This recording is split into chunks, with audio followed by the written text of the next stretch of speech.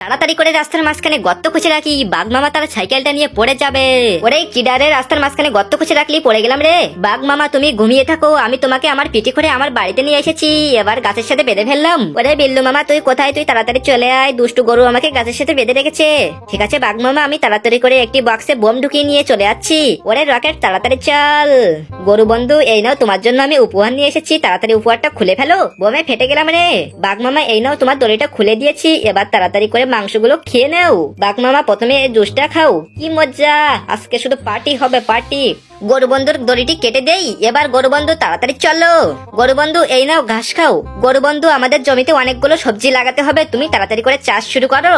এই তো জমিতে পানি দিয়ে দিলাম। গরু বন্ধু এই দেখো কত ফসল ফলিয়েছি, তাড়াতাড়ি এগুলো বাজারে বিক্রি করতে যাব। তাড়াতাড়ি করে মেশিনের মাধ্যমে ধানগুলো মাড়াই করে ফেলি। গরু বন্ধু এবার চলো তাড়াতাড়ি গোসল করতে হবে, তাড়াতাড়ি গোসল সেরে নাও। গরু বন্ধু তাড়াতাড়ি ঘাসগুলো খেয়ে নাও। কি গরু বন্ধু তুমি ঘুমিয়ে পড়লে কেন? দাঁড়াও তোমাকে নিয়ে হসপিটালে যাই। আর বন্ধুরা তোমরা লাইক